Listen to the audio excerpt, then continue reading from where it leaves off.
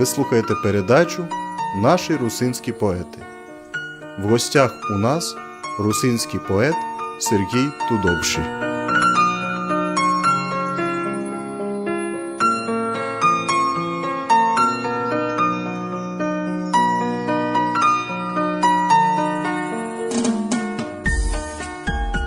Велятино рудное моє село, як тя мені не любити? Не кошені трави з ранішніх русов, по котрих я люблю ходити.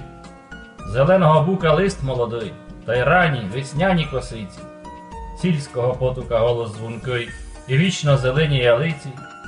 Панську корницю із фрішною водою, та й дзвону церковних піснів. Ігнатовську вкриту сніжну пелену, що снить міся на чужині. Лелека на стовпі, що в центрі села, і сеє все моє, рудное. Бурю, що прийде із-за товстяка, та й тису Велятинське море. Дороги великі, малі вулиці, і моєму серцю так близькі, по котрих ходили діди та й вудці, ходили та й ходять і низько. Велятино файное моє, вовік, живи, процвітай, прославляйся. Най Бог тя сокотить тут горя і бід, і дасть ти любові і щастя.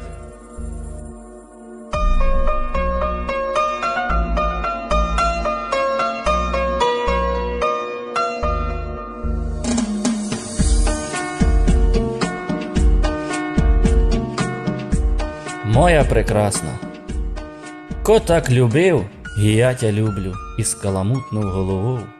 Я знаю, нігда не загублю сиренчу мою та й любов. Мені без тебе було пудло, я був пустоцвіт, а не цвіт. Без тебе жити мені гудно, без тебе ми немилий світ. Живи, це чуєш, я тя прошу, повір у себе та живи. Зберуєш нести свою ношу, дихнеш пак повними грудьми.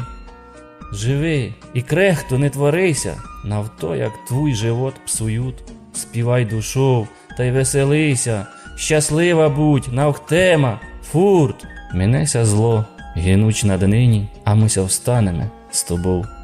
Любов, що є у тобі, в мені, ото про нас лишень любов. Нам в рокаши навхтема жити, хоч то не любиться комусь, і так, як я, тебе любити, прекрасну Подкарпатську Русь.